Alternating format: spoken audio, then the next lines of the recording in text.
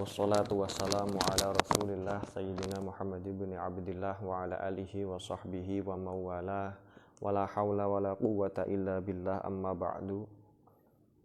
Para pemirsa yang dirahmati Allah, alhamdulillah siang hari ini kita dapat melanjutkan pembacaan kitab Taqrib karya Abi Syuja'.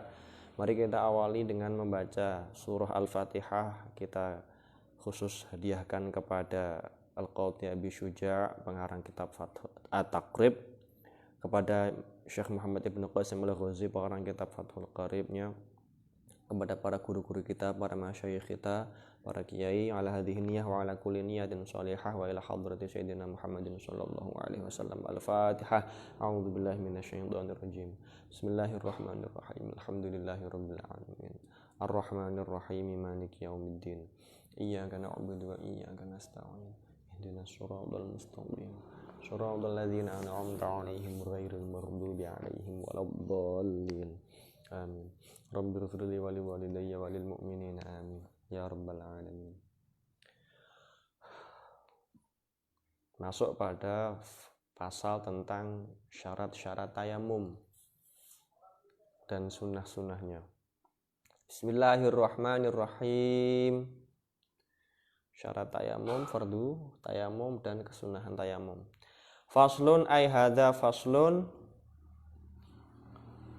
wa syara'itu tayammumi utawi pira-pira syarate tayamum iku khamsatu asya'a, 5 pira-pira perkara.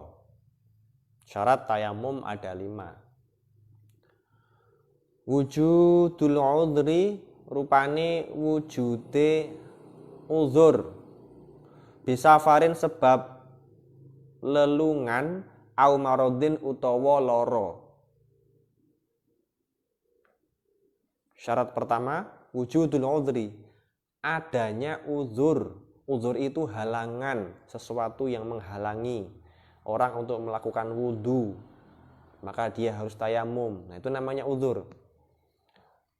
Bisa jadi uzurnya sebab safar, karena perjalanan, di tengah jalan tidak menemukan air, atau di tengah jalan sulit mendapatkan air karena sumber air dikuasai oleh musuh atau dijaga hewan buas misalnya. Itu uzur yang tidak bisa yang membuat seseorang tidak dapat menemukan air, namanya uzur sebab safar itu tadi. Au maradin, atau uzur yang disebabkan sakit, karena sakit misalnya demam tinggi, oleh dokter tidak disarankan atau tidak boleh untuk terkena air dulu, maka wudu. Kalau ketika sakit menambah parah sakitnya, oleh sebab itu maka itu namanya uzur sebab sakit yang memperbolehkan tayamum. Syarat yang kedua, wa dukhulu waqti sholati, lan manjinge waktu sholat. Untuk melakukan tayamum, syarat yang kedua harus sudah masuk waktu sholat. Kalau belum masuk waktu sholat, tayamum misalnya untuk sholat asar nanti, ini nggak ada air. Untuk sholat asar,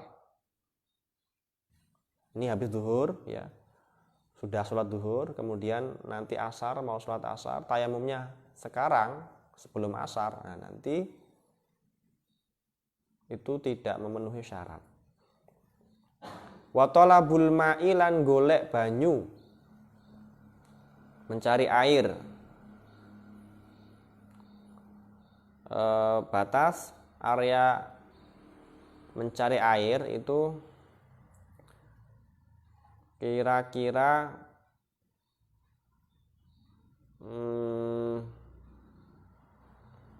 sejauh 2,5 km ya, area 2,5 km, kanan kiri depan belakang atau ke penjuru arah yang jaraknya 2,5 km. Kalau lebih dari air berada di area yang lebih dari 2,5 km, maka tidak wajib ke sana.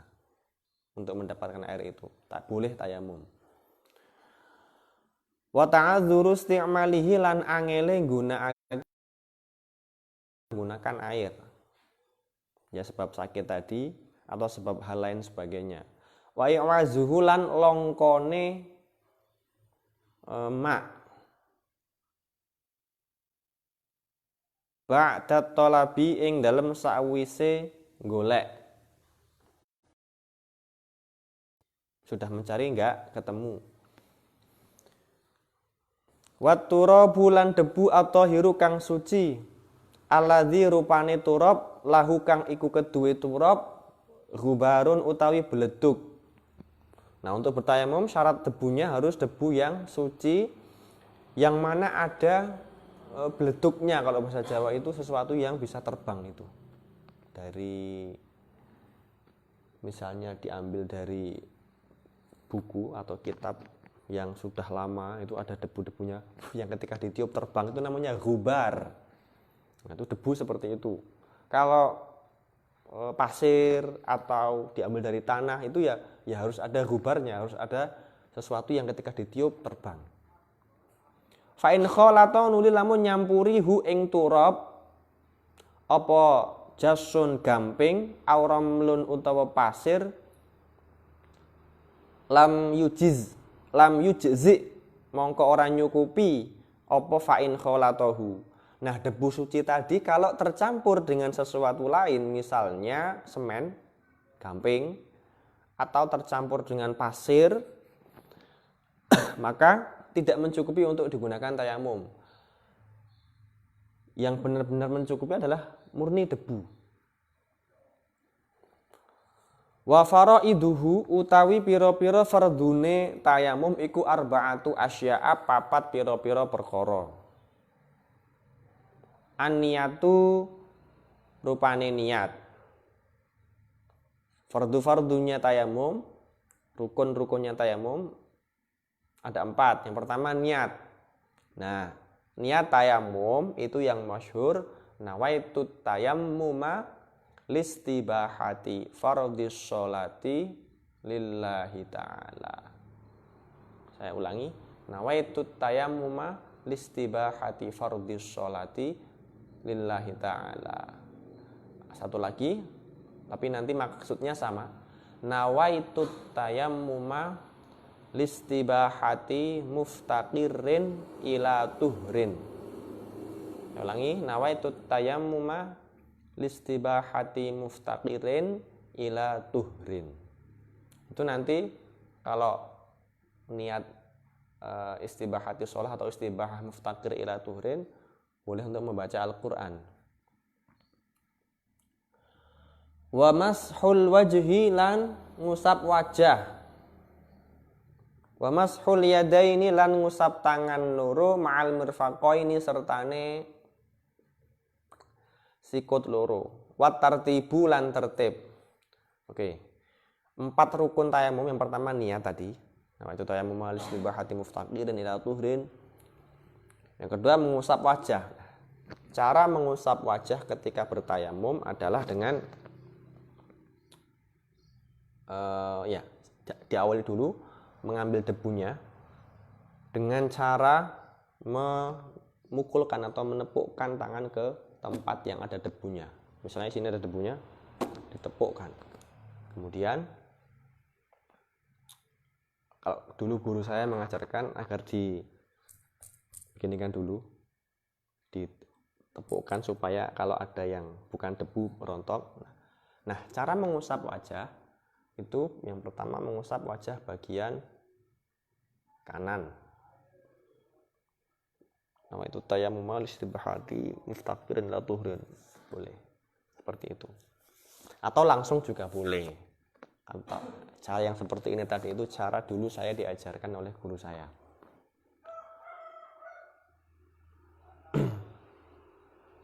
Kemudian mengusap kedua tangan. Nah, mengusap kedua tangan tentu mengambil debu lagi. Jangan mengambil debu di tempat tadi mengambil debu untuk wajah. Tapi ambil debu di tempat yang lain, misalnya di bawahnya.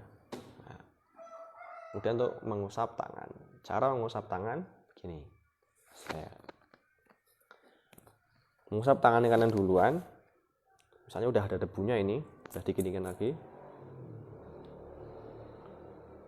Telapak tangan bagian luar, yang kanan ditaruh di telapak tangan kiri yang bagian jari.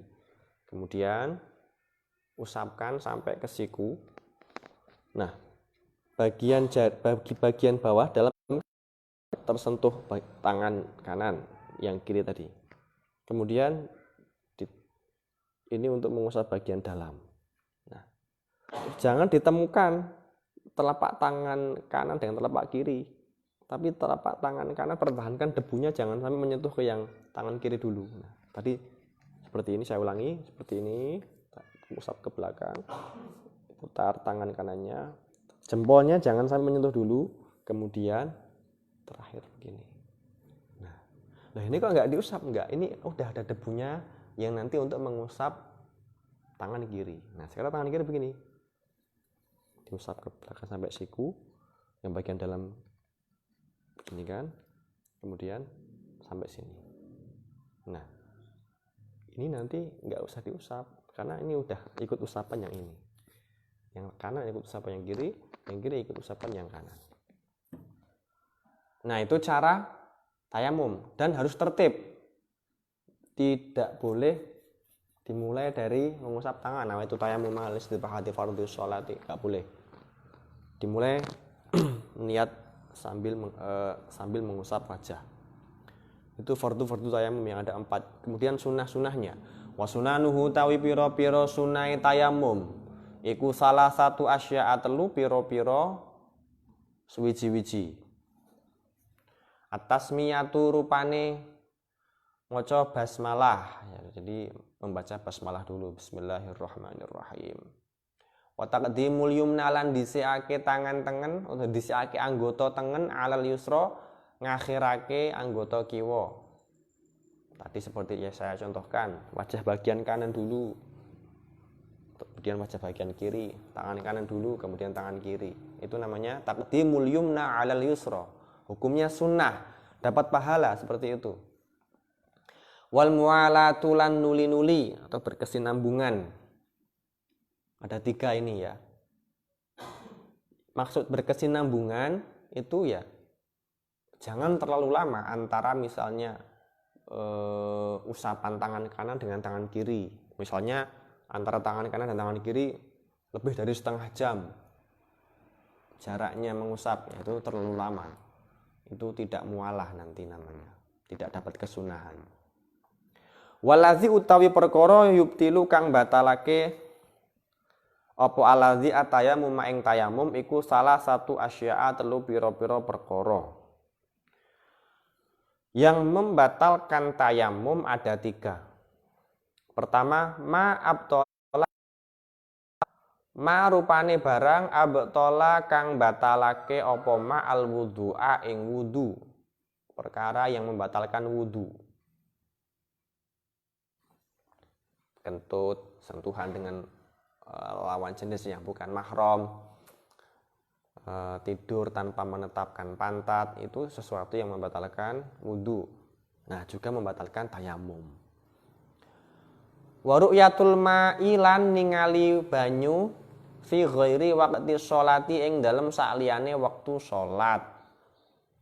Melihat air di luar waktu sholat. Nah, tetapi ketika sholat maksudnya habis tayamum, sholat, kemudian lihat air, ada orang bawa air 1 ember atau ada keran air, keluar air atau turun hujan. Nah, itu nanti kalau ketika sholat tidak batal tayamumnya. Tapi kalau di luar sholat batal tayamumnya.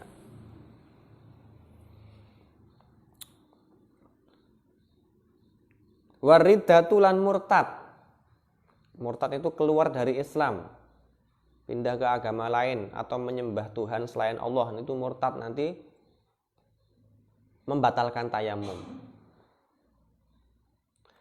Wa sahibul jabairi utawi wong kang nganggo jabirah, wong kang nganggo perban, iku yamsahu ngusap sapa sahibul jabair alaiha ing atase jabair. Iku yamsahu ngusap sapa sahib alaiha ing atase jabair. Wa yatayammamu lan tayamum sapa sahibul jabair. Wa yusolli lan salat sapa sahibul jabair. Wala i'adat alaihi ing ngatasé sahibul jabair in kana lamun ana apa wad'uha ndeleh jabair iku ala tuhrin ing ngatasé tingkah suci. Nah, sekarang tayamum bagi orang yang memakai perban atau gib misalnya. Nah, jabiroh.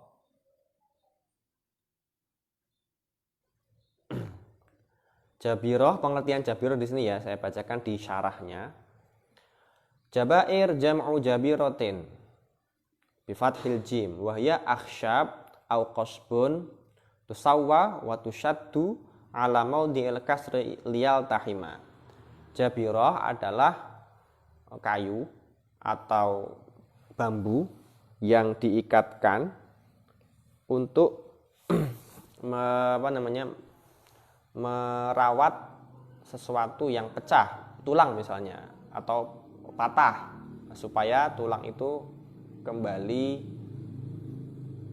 kesedia kala atau pulih kesedia kala.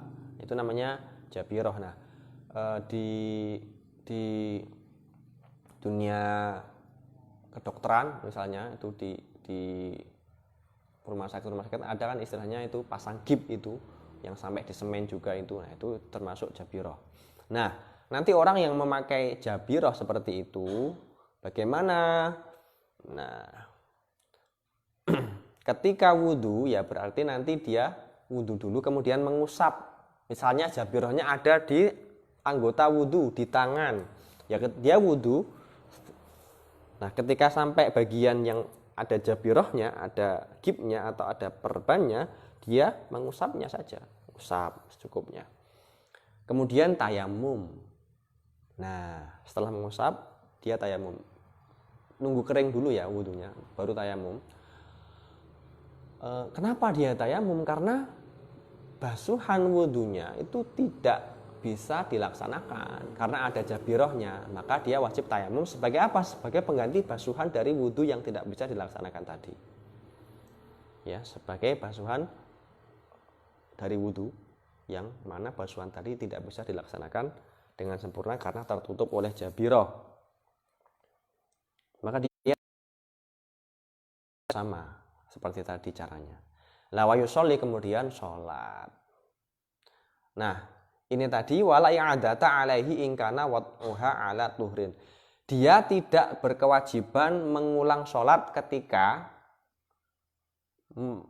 memasang jabirohnya di awal.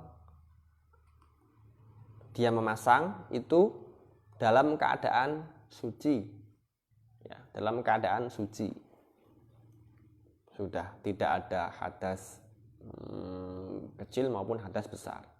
Jadi diusahakan ketika hendak memasang perban yang itu nanti durasi pemasangannya lama atau gip atau apapun, itu hendaknya wudhu dulu supaya nanti ketika akan bersuci baik wudhu atau mandi setelah pemasangan cukup dengan cara tadi ya, mengusap ketika wudhu, setelah itu nunggu kering air wudhunya, kemudian tayamum sebagai pengganti basuhan yang tidak sempurna, baru sholat. Nanti nggak perlu mengulang sholat, tapi ketika memasangnya ya, ini pemahaman terbalik atau mafhum mukhalafah, ketika memasangnya dalam keadaan tidak suci, masih hadas misalnya, ataupun hadas besar, atau bahkan ada najisnya di anggota yang dipasangi perban atau jabiroh itu, maka nanti sholatnya wajib mengulang. Nah, ini sangat memberatkan nanti kalau pemasangan jabirohnya lama, nanti mengulang sholatnya banyak sekali. Wa yatayammamu lan tayamum sapa sahibul jabair likulli fardhatin kanggo saben-saben salat fardu. Orang yang memasang perban tadi ketika memenuhi syarat tadi ketika tayamum, nah tayamumnya itu untuk satu sholat saja. Jadi dia setiap sholat fardu tayamum lagi. Wa yusolli lan sholat sapa sahibul jabair bitayamumin wahidin kelawan tayamum siji. Ma ing sholat sya'a kang karep sapa sahibul jabair minan nawafili bayane pira-pira sunnah. Nah, untuk sholat fardu ya, sekali tayamum itu untuk satu sholat fardu dan sholat sunnah yang tidak terbatas. Misalnya tayamum untuk sholat zuhur. Saat ini zuhur tayamum. Nah, nanti mau asar tayamum lagi gitu. Nah, tapi tayamum yang pas waktu zuhur tadi, ketika sudah mengerjakan sholat zuhur, akan mengerjakan sholat sunnah yang lain, misalnya rawatib atau sholat sunnah mutlak, dia tidak perlu tayamum lagi. Sebanyak apapun sholat sunnah mutlaknya atau sholat sunnahnya, dia tidak wajib tayamum. Nah, berbeda nanti kalau sholat sunnahnya itu sholat yang manzurah, sholat yang merupakan nazar. Wah, nanti itu perlu tayamum lagi karena nazar itu fardu. Dari sini juga bisa diambil kesimpulan bahwa ketika nanti sholatnya sholat jamak,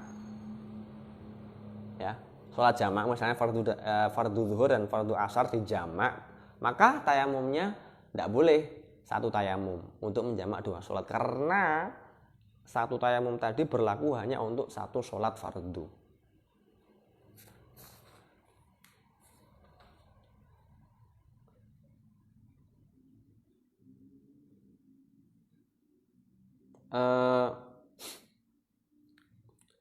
Sholat sunnah tadi yang dinadari dianggap sholat fardu karena nazar tadi hukumnya fardu.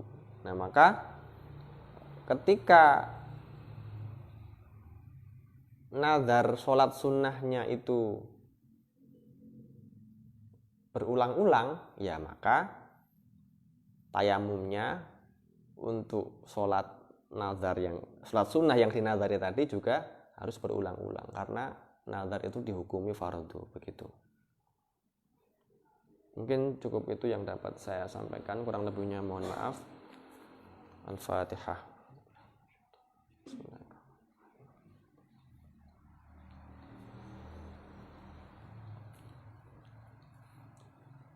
Sekian, wassalamualaikum warahmatullahi wabarakatuh.